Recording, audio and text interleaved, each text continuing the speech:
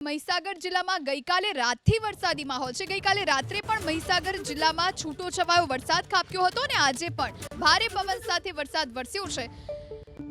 જો કે ભારે પવન સાથેના વરસાદથી ડાંગરના પાકને નુકસાનની ભીતિ ખેડૂતો સેવી રહ્યા છે। લુણાવાડા સહિતના ગામમાં ડાંગરના પાકમાં નુકસાની જશે।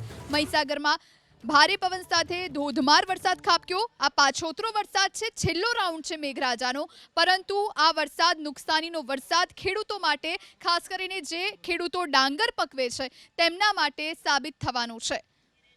આ વિશે વધુ જાણકારી માટે સંવાદદાતા હિરેન પંડ્યા ફોન લાઈન પર જોડાયા છે। હિરેન, મહીસાગર જિલ્લામાં ભારે પવન સાથે વરસાદ વરસી રહ્યો છે, ખેડૂતો માટે નુકસાનીનો વરસાદ, શું વધુ જાણકારી? જી ચોક્કસ, જે વાત કરવામાં આવે તો મહીસાગર જિલ્લામાં ડાંગરનું સૌથી વધુ વાવેતર થતું હોય છે, ત્યારે આ જે પાછોતરો વરસાદ છે તે ક્યાંક ને ક્યાંક ખેડૂતો માટે નુકસાની લઈને આવ્યો છે। કારણ કે લુણાવાડા શહેર તેમજ મહીસાગર જિલ્લામાં છેલ્લા 2 દિવસથી સતત વરસાદી માહોલ જોવા મળી રહ્યો છે અને આજે પણ જે વરસાદ ખાબક્યો તેને લઈ અને ખેડૂતોનો જે પાક છે તે આડો થયો છે। ભારે પવન સાથે જે વરસાદ વરસ્યો તેને લઈને ખેડૂતોનો તૈયાર થયેલો જે ડાંગરનો પાક છે તે પાક આડો થયો છે, જેને લઈને ખેડૂતોને વ્યાપક પ્રમાણમાં નુકસાનની ભીતિ સેવાઈ રહી છે। હવે ડાંગરનો પાક તૈયાર થવાની જ તૈયારી હતી, ત્યાં જ જે વરસાદ છે તે વિલન બની અને ખાબક્યો હોય તેવા દ્રશ્યો સર્જાયા છે, જેને લઈને ખેડૂતોને રાતા પાણીએ રોવાનો વારો આવ્યો છે।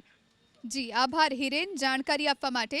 તો મહીસાગર જિલ્લામાં ગઈકાલે રાત્રે પણ ભારે પવન સાથે છૂટાછવાયા સ્થળ ઉપર વરસાદ ખાબક્યો હતો અને આજે પણ દિવસ દરમિયાન છૂટો છવાયો વરસાદ જોવા મળ્યો।